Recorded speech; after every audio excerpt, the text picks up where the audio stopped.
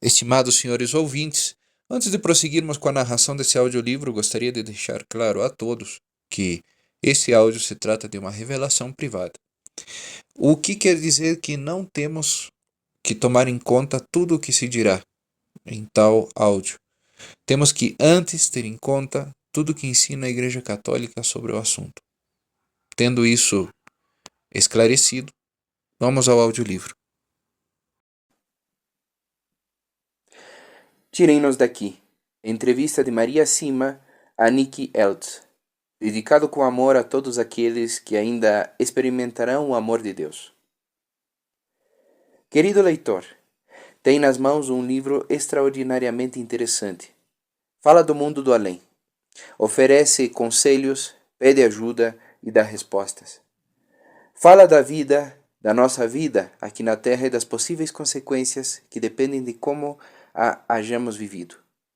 Nos diz que há diferença entre os humildes, caritativos, bons, agradecidos, leais e honestos, e os orgulhosos, frios, maus, despiedados, traidores e pouco honrados.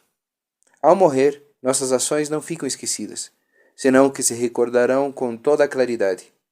Nesse livro não se fala somente do castigo, ou melhor dizendo, da purificação, senão também da sua duração e de muito mais. Te perguntarás, tudo isso é possível? Na Igreja Católica se fala de um estado transitório ao que tradicionalmente se lhe chamou purgatório. Ainda que existam diferentes teorias, é algo muito sério, já que necessitamos desse estado para apresentar-nos puros e limpos ante Deus. Ademais, dentro da tradição da Igreja, se aceita que alguns místicos tiveram experiências com as almas do purgatório, semelhantes às vividas por Maria Sima. Não se trata de um fenômeno completamente desconhecido, se bem que resulta difícil falar e crer nestas coisas, especialmente em nossos dias nos quais triunfa um racionalismo excessivo, nos quais o perigo radica em crer somente aquilo que se pode medir e compreender com as leis e as medidas físicas. Se ademais a esta mensalidade de querer medi-lo tudo se adiciona o ateísmo, que é a negação completa do além, resulta claro que temos um livro muito interessante e de conteúdo muito rico. E quando, junto a tudo o demais, descobrimos que o estilo do autor está cheio de expressões e imagens cheias de vida, e que mostra uma grande imaginação ao fazer as perguntas, será um verdadeiro prazer lê-lo. Ainda que, como teólogo, me ficam perguntas sobre algumas das respostas que se dão, todas minhas dúvidas pessoais desapareceram uma vez que pude conhecer e falar com Maria Sima. Ela é sincera. Seus olhos e a expressão do seu rosto revelam um profundo respeito e uma sã confiança. Ela se purificou com os mesmos sofrimentos que lhe pedem do além, que aceita sempre livremente vivendo em um clima de paz profunda. A voz de Maria é como uma chuva de primavera que reverdece o campo e faz crescer o desejo imediato de trabalhar com ela e ajudar a quem sofre. Depois de falar com ela, me senti como um jovem, com muitas perguntas e nenhuma resposta. Aconselhado por Maria, este jovem começou a rezar e depois de fazê-lo disse: Já não tenho mais perguntas que me atormentem, apesar de não haver recebido nenhuma resposta. A paz e a alegria em meu coração. Querido leitor, é meu desejo que, através da leitura deste livro, te abras ao mundo do além. Então crerás também que pode ajudar aqueles irmãos e irmãs que sofrem e decidir-te, por aquele amor que não conhece fim, a fazer desta ajuda nosso dever. No final de tudo, descobriremos, já sejamos crentes ou não crentes, que a vida resulta verdadeiramente digna de ser vivida somente se se ama e se serve por amor. Ao sair do túnel do Arberg e descer para o oeste, logo me encontro em outra autovia. Esta se dirige para Feldkirch, na província austríaca mais ocidental de Vorarlberg. Se meu ponto de destino estivesse mais à frente, em seguida cruzaria a fronteira da Suíça e do Principado de Liechtenstein. Mas, ao encontrar um cartaz com a indicação do Vale Grosseswalser, giro justo depois de Bludenz e me dirijo para o norte por pequenas estradas rurais. Logo me encontro serpenteando por um caminho empinado e com curvas ao largo do setor noroeste de um magnífico vale alpino. Seguindo este caminho entre abetos que comumente podem ver-se por em cima barreiras de contenção de avalanches, em cada curva ou descendente pequenos armazéns que contêm split, uma mescla de areia e sal, me recordam os duros invernos que os habitantes suportam nessas altitudes. A primavera havia começado, a neve se havia derretido, mas ainda se evidencia a resistente erosão causada pelas massas de água que baixaram por estas montanhas durante as últimas semanas. Cada povoado que atravesso tem uma igreja no centro, já seja com um cume muito alto e de lados retos, ou com forma de cebola e de cor avermelhado e oxidado. A ambos lados do vale pastam ao sol umas vacas. Algumas levam grandes sinos. À medida que vou subindo, me adentro cada vez mais nas montanhas. A gente da cidade conta como piada que os habitantes de aqui, de cima, não podem descer e caminhar pelo vale, posto que todos têm uma perna muito mais longa que a outra. Na borda do caminho, os poucos e últimos açafrões brancos e púrpuras que parecem estar cansados, tras haver-se feito caminho entre o mato morto. Acima, na distância, se vêem suaves pradeiras cobertas de musgo, coroadas por uma cadeia de picos de granito e pedra caliça. Ainda há neve nas gretas, que ficam à sombra. Subo cada vez mais alto, desfrutando dos caminhos tão bem desenhados pelos engenheiros austríacos. Crianças com mochilas de couro de vaca e que se parecem todos a causa de suas bochechas de cor avermelhado como as maçãs, voltam do colégio em pequenos grupos. Mais acima há um povoado. No cartaz se lê Sonntag, que significa domingo em alemão. Viro à esquerda, em direção à igreja. Este último tramo do caminho está tão empinado que bom que é primavera. E ainda que não há nenhum sinal que indique quem tenha preferência, encontrar-se com outro automóvel nesse lugar será arriscado. O caminho dobra seguindo as paredes do cemitério, e ali adiante, acima, encaixada na ladeira, se encontra uma casa tipo chalé, pequena e confortável. Esta é a casa de Maria Cima. Ao tocar a campainha, escuto em seguida uma voz arenosa, mas quente e amistosa que diz: "Sim, apenas tem que subir." Subo por uma escadaria empinada até um hall de entrada, que se encontra no mesmo nível que o campanário da igreja. Maria é pequena e robusta. Leva um lenço colorido ajustado bem forte na cabeça e, atrás de seus óculos, a claridade cristalina e a profundidade de seus olhos azuis revelam imediatamente que viu muito em seus 83 anos de vida. Na porta de entrada se encontra um letreiro talhado em madeira, com alguns versos em alemão que dizem: "Quem tem a intenção de criticar e corrigir neste lugar, que não entre em minha casa, já que cada um, enquanto viva, deve preocupar-se unicamente de sua pessoa." Depois de entrar pelo balcão soleado, Maria me conduz através de um corredor estreito e lotado até o quarto do fundo. Ali me oferece uma cadeira desvencilhada e se senta com um leve suspiro. Onde quer que se olhe, há quadros ou estátuas da Virgem Maria, de São Miguel e de São José. Há ao menos um crucifixo em cada espaço. Enquanto conversamos acerca do tempo esplêndido que faz e da grande quantidade de vasos que tem na varanda, onde cultiva flores e ervas para vendê-las logo, preparo minha gravadora. Chega um leve e gratificante aroma de cozinha e de frangos de granja, os que se escutavam ao descer do carro.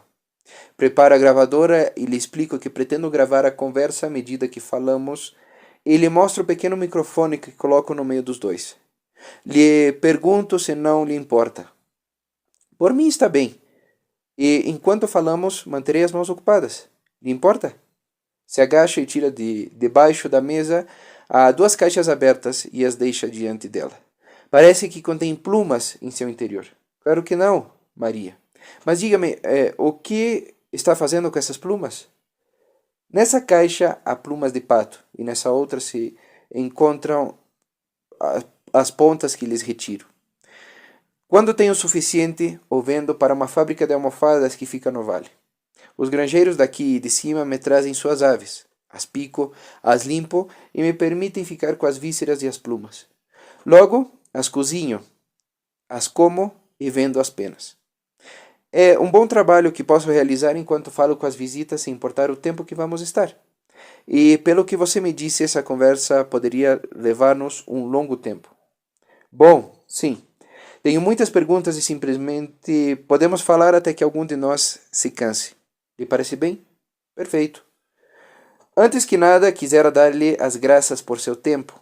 Estou seguro de que muita gente veio a fazer-lhe perguntas ao longo desses anos. Sim, é certo. Mas o faço com gosto porque sei que muitas pessoas se acercam a Deus graças ao que lhes digo. Assim que, adiante, responderei a tudo da melhor maneira possível. A história de Maria Sima. Maria, por favor, poderia contar-me um pouco acerca da sua infância e de sua adolescência? Em 3 ocasiões distintas quis entrar em um convento. Já desde menina lhe comentava a minha mãe que não me casaria, e ela me respondia: já me o dirá quando tenha 20 anos. Não, mamãe, não vou mudar minha forma de pensar, respondia. É algo que sinto firmemente dentro de mim. Entrarei em um convento ou me irei a trabalhar a algum lugar do mundo onde possa ajudar a outras pessoas. Minha mãe sempre se preocupava muito pelas almas do purgatório, e eu, já de escolar, também fiz muito por elas. Mais adiante, simplesmente decidi oferecer tudo por elas. Assim que, quando deixei o colégio, pensei: bem, entrarei em um convento, quiçá é o que Deus quer de mim. À idade de 16 anos, fui ao convento do Sagrado Coração de Jesus, na cidade de Hall, no Tirol. E apenas transcorridos 6 meses me disseram diretamente: tem uma saúde muito delicada para permanecer conosco. Porque eu, aos 8 anos de idade, havia sofrido de pleuresia e de uma pneumonia. E como consequência, não estava completamente desenvolvida fisicamente. Ao cabo do ano, tive que ir-me. Mas, ainda assim, a Madre Superiora me disse: estou segura de que tem vocação para uma ordem religiosa. Mas espera 2 ou 3 anos até que esteja mais forte e logo busca uma ordem menos severa, quizá uma ordem de clausura. A partir desse dia, me disse: ou entro em uma ordem de clausura ou não entro em nenhuma. Não, não esperarei. Quero ir já, imediatamente. O segundo convento ficava em Talbach, cerca de Bergens, e pertencia às dominicanas. Aos 8 dias apenas me disseram: tua saúde é muito delicada, não pode ficar. Mais tarde, ouvi falar das irmãs missionárias. Missionar, isso é o que eu quero. Por isso, os outros conventos não eram apropriados. Então, pedi ser admitida nas irmãs franciscanas de Gossau, na Suíça. Sim, pode vir, me responderam. Tive que contar-lhes que já havia estado em outros 2 conventos e que em ambos me haviam pedido que o dissesse. Como consequência, sempre me davam as tarefas mais duras e as outras noviças me perguntavam: por que faz tudo isso sozinha? Nós não poderíamos. Observai, o Senhor me ajudará. Não importa, farei tudo o que me peçam. E um dia me disseram: hoje pode ficar aqui e fazer algo mais simples. Então pensei: isso significa que ou devo ir-me ou que viram que sou apta. Porém, quando a encarregada das noviças desceu as escadarias, me olhou com tanta tristeza que eu soube imediatamente: sim, me tenho que ir a casa. Se acercou e me disse: devo dizer-te algo. Sim, eu sei. Devo ir-me outra vez, não é verdade? Quem te o disse? O vejo em seu rosto. Sim, está demasiadamente debilitada para ser uma de nós. Então tomei uma decisão. Se não posso ficar aqui, não entrarei em nenhum convento. Não deve ser vontade de Deus. E devo dizer que, desde esse momento, minha alma sofreu muito. Me tornei impaciente e lhe disse a Deus: ouça, Deus, tu terás a culpa se não faço a tua vontade. O que eu não sabia era que não devemos exigir milagres. Ainda era jovem. Comumente pensava que Deus estava tratando de mostrar-me o que ele queria de mim, mas que eu não podia entender o que era. Esperava encontrar uma nota escrita à mão, escondida debaixo de um montão de feno. Maria, você disse que sua mãe se tomava muito em sério as almas do purgatório. Quem são essas almas e que significa que se as toma em sério? Estas almas são as almas das pessoas já falecidas que não alcançaram o paraíso. São almas que ainda se encontram no purgatório. Em outros países se as conhece como benditas almas, ainda que, por outro lado, pobre também está bem porque depende em 100% de nós, e os pobres dependem verdadeiramente dos demais. Minha mãe rogava muito por elas e realizava muitos atos caritativos. Sempre as teve cerca do seu coração. Sempre nos dizia a nós, seus filhos, que se alguma vez necessitássemos de algum tipo de ajuda, que se a pedíssemos às almas, porque são nossos ajudantes mais agradecidos. Minha mãe também era muito devota do padre Vianney, o santo cura de Ars, e frequentemente fazia peregrinações a Ars.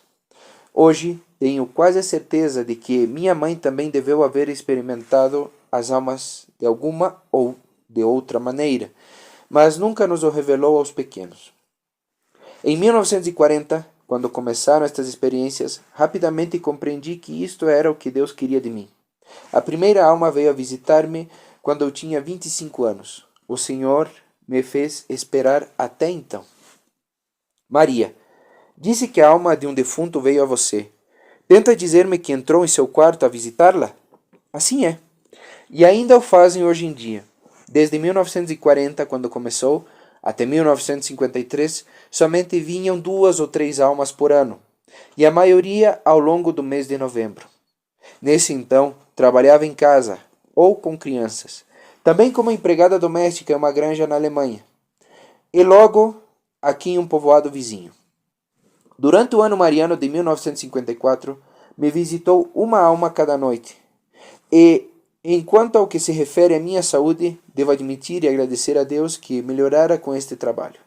Em ocasiões, quando tenho que fazer muitas coisas, minha saúde recai um pouco, mas, em geral, gozei de uma boa saúde.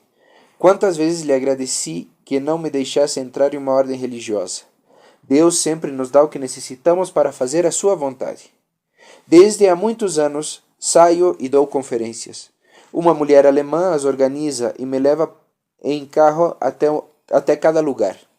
Me chama e me diz, este dia ou este outro pode ir a esta cidade ou a esta outra cidade.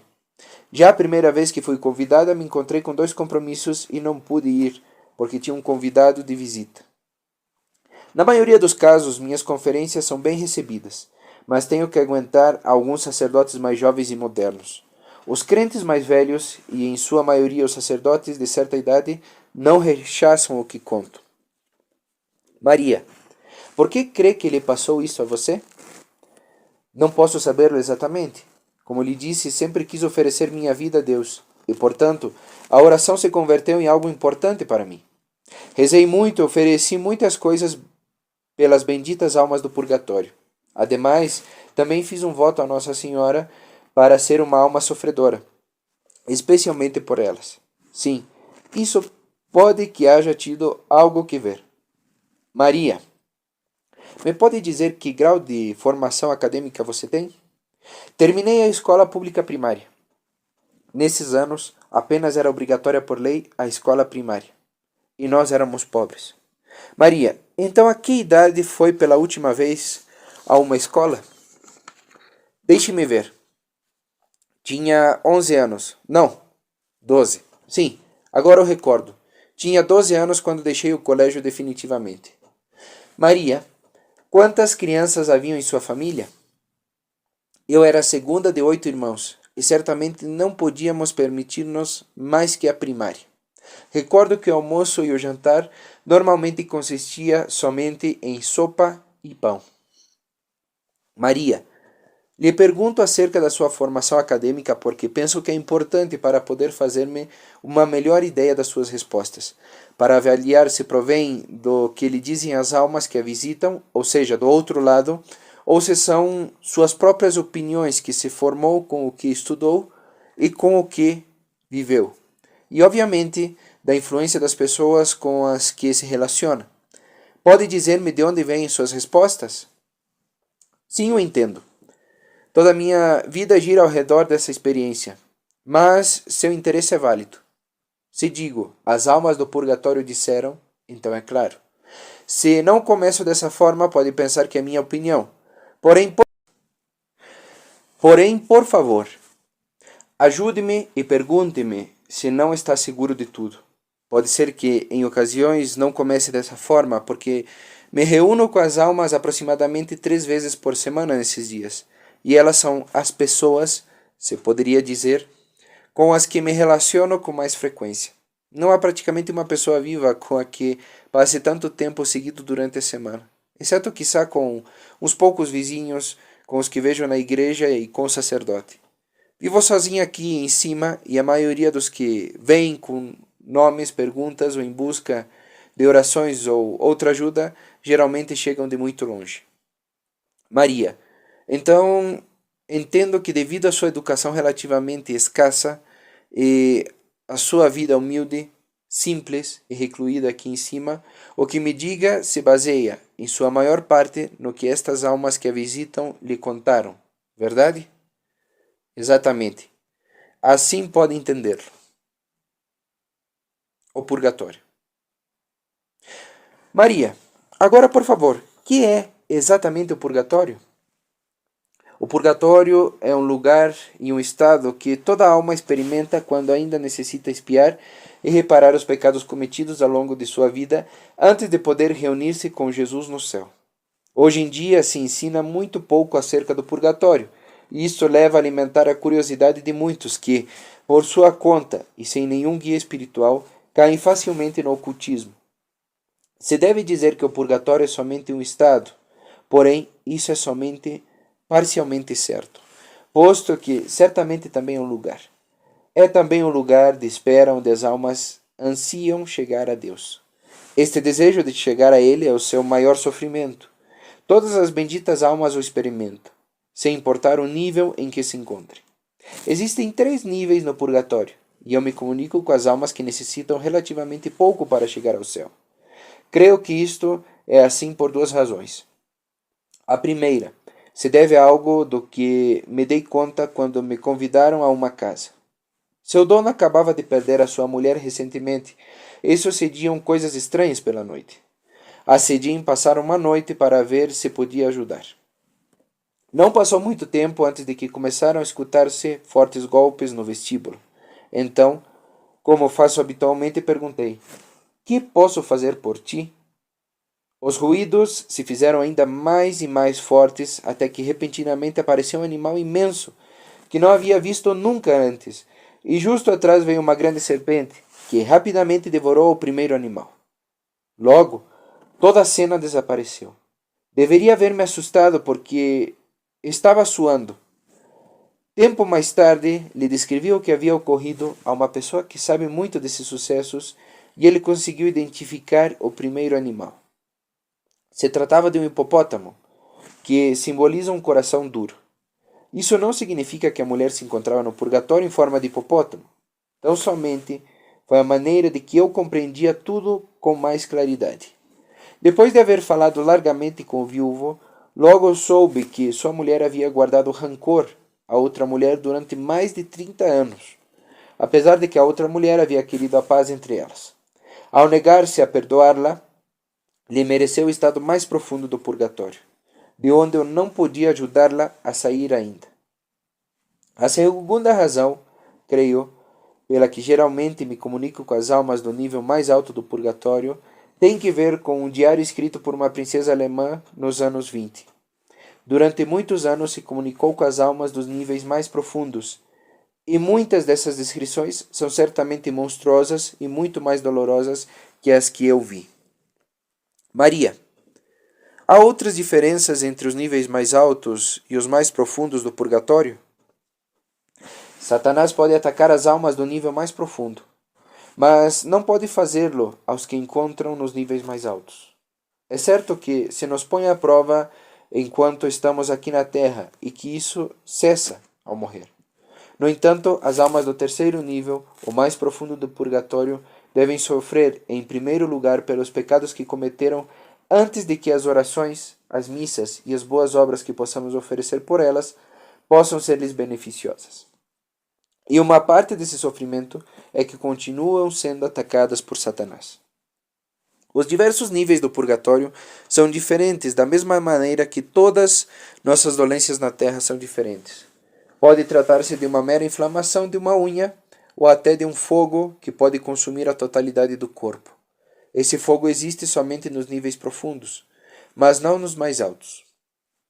Maria, podem nossas orações evitar que Satanás ataque as almas dos níveis mais profundos? Sim, podem. Especialmente quando se o pedimos diretamente ao arcanjo São Miguel e aos outros anjos.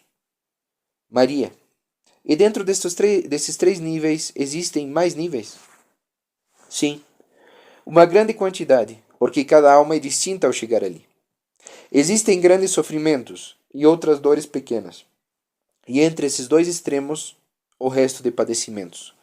Provavelmente existam no purgatório tantos níveis como almas, posto que, claramente, não há duas pessoas ou duas almas que sejam idênticas.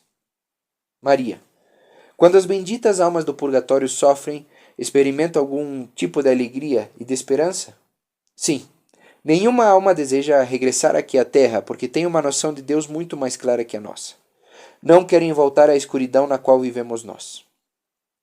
Maria, então Deus põe as almas ali para que se purifiquem dos pecados que ainda não foram expiados ou reparados? Não. Se ensina isso de maneira incorreta. E este tipo de falsidades pode fazer com que muitas pessoas se afastem de Deus. Deus não as põe ali. As almas se julgam e logo se assignam elas mesmas o nível apropriado. São elas quem desejam purificar-se antes de reunir-se com Deus. É muito importante para nós tomarmos consciência desta verdade tão concreta sobre o amor de Deus. Maria, então somos nós quem reconhecemos que ainda não estamos puros e devemos, portanto, purificar-nos no purgatório? Sim, isso mesmo. Maria, as almas do purgatório se rebelam alguma vez contra a sua condição? São pacientes ou há alguma que não aceita o estado na qual se encontra? Não. São pacientes e querem sofrer, pois sabem que através do sofrimento expiam e emendam suas faltas. Se purificam para chegarem limpas ante Deus. De uma maneira completamente resplandecente. Quanto mais purificação e reparação façam, mais limpas chegam a estar. Maria, os sofrimentos do purgatório são maiores que os da terra? Se tomamos tudo em conta, são maiores e às vezes muito maiores. Em especial no terceiro nível. Sofrem mais espiritualmente que nós. Quando uma vez lhe perguntei a uma alma como era seu sofrimento, me disse que era muito particular.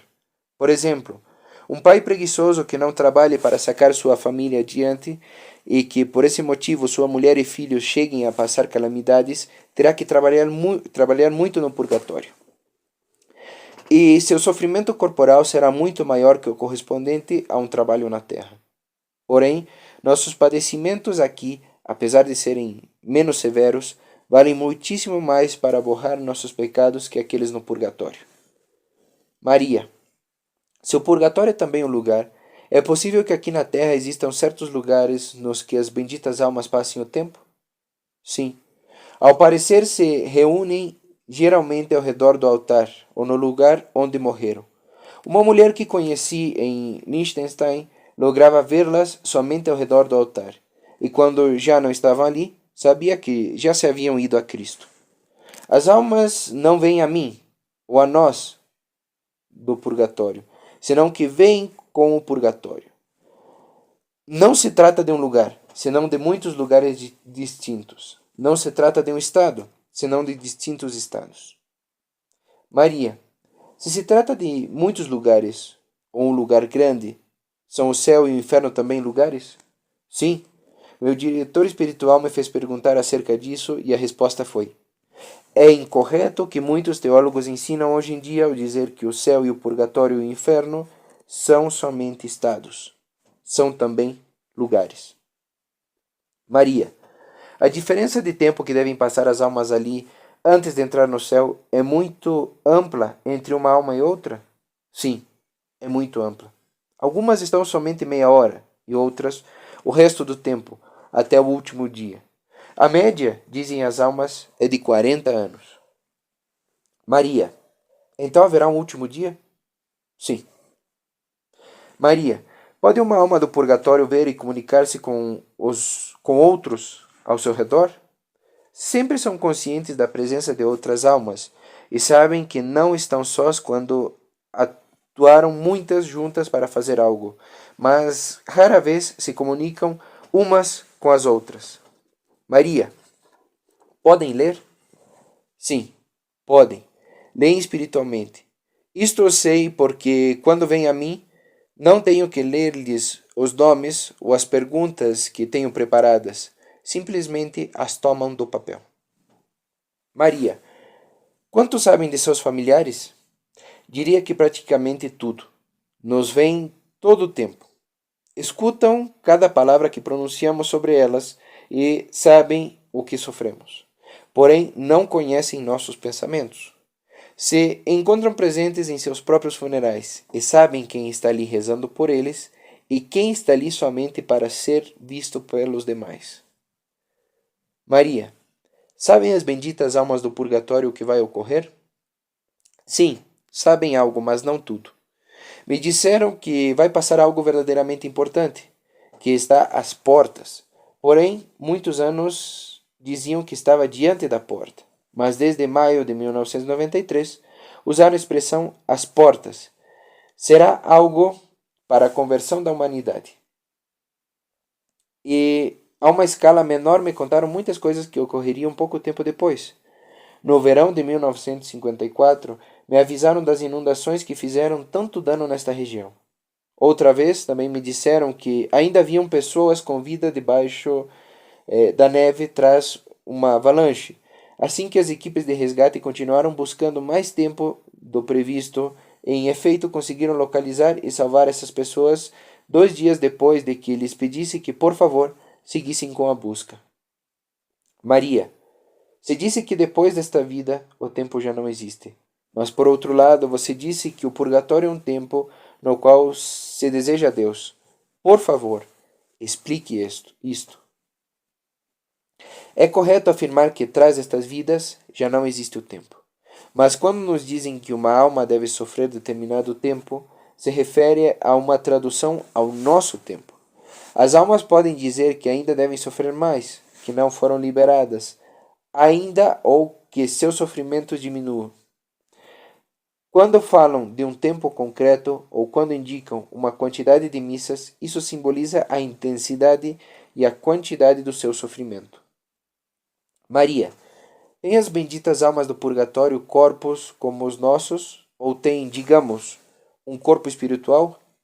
Dizem que não se dão conta de que não têm seu corpo. Têm um corpo transfigurado e podem tomar a forma de um corpo humano vestido e são. Maria, se arrependem as almas do que fizeram mal quando ainda viviam na terra? Também se arrependem do que não fizeram? Sim, muito. Se arrependem das oportunidades que deixaram passar para fazer boas ações por Deus e pelo próximo. E podem ver os bons frutos que houveram resultado dessas ações. Ao morrer, perdemos a oportunidade de realizar boas obras. As almas do purgatório já não podem colher méritos como podemos fazer nós. Também se diz que os anjos nos invejam porque nós podemos fazer boas obras e oferecê-las a Deus, enquanto que eles não podem, nem tampouco podem fazer já mais méritos. Maria, que ocorre com quem sabe que o purgatório existe, mas segue com sua vida e peca igualmente, pensando que não vai ser tão mal? Se arrependerá muitíssimo de pensar assim. Muitíssimo mais que os que cometem o mesmo pecado sem conhecer a existência do purgatório. Maria, qual é o principal objetivo de tudo o que você experimenta? Deus o permite para que, através do meu apostolado, outras pessoas entendam claramente que nosso tempo na Terra é somente para ganharmos o céu. Nosso objetivo aqui é sermos bons uns com os outros e, dessa maneira, reunir-nos com Deus. Tanto aqui e agora, como logo na eternidade. Cumprindo isto, a vida se torna muito mais preciosa para todos, e também se vê claramente as vidas absurdas de tantíssimas pessoas. Nos mostra a imensidão do amor de Deus e que a vida pode ser de uma beleza gloriosa quando trabalhamos ao seu lado. Assim que o que se me dá a conhecer deveria servir para que muitos encontrem uma orientação mais clara e definitiva à sua vida, se desejam cumprir a vontade de Deus e participar da sua beleza. Maria. E resumindo, o que é que você mesma aprendeu ao longo de todos estes anos de experiência tão singulares? A amar a Deus com todas as minhas forças.